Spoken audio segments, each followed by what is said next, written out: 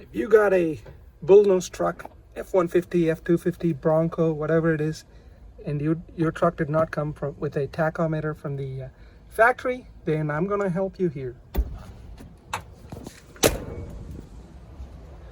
What I've done here is found one from a salvage yard, eBay, paid $100 for it, and it has a tach on it, okay? But before I go ahead and take the time to install it, I want to do a bench test here. So what I've done here is I've got this is the red wire with the power, and that connects to the B terminal. There's a G ground and an 8 terminal that are connected together with this black, and that goes to the battery ground, negative, battery negative. And then there's one more terminal, the green one, which is the 1 terminal, or the C terminal, which is connected to the ignition coil, negative. Okay, so all I need to do is turn on the truck and hook up the positive and see if it works. All right, here goes nothing. So the truck is turned on, and right now the tach is not running because the power is not connected. But I'm going to hook up the power, see what happens.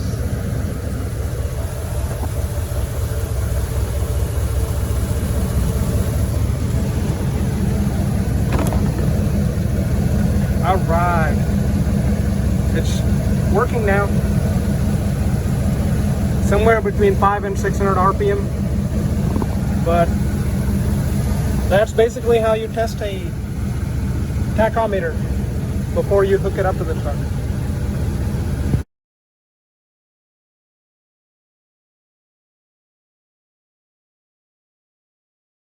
Before you hook up any sort of power, make sure you've got one of these inline fuses. That's what I had in between my connection here, back here, to the battery.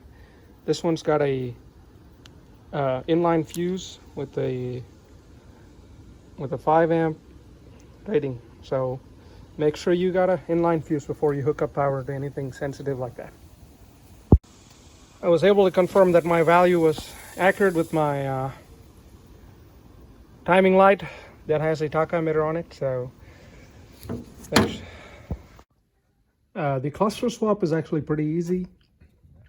There's a lot of videos that show you how to do that. The one thing you do need to do is make sure you get the odometer out and speedometer, whatever. It's seriously just those 2 screws, and the whole thing just pops out. And you also need to remove the glass, which is held by 6 of those screws. And once you do that, you've got yourself a tachometer on your Bullnose truck.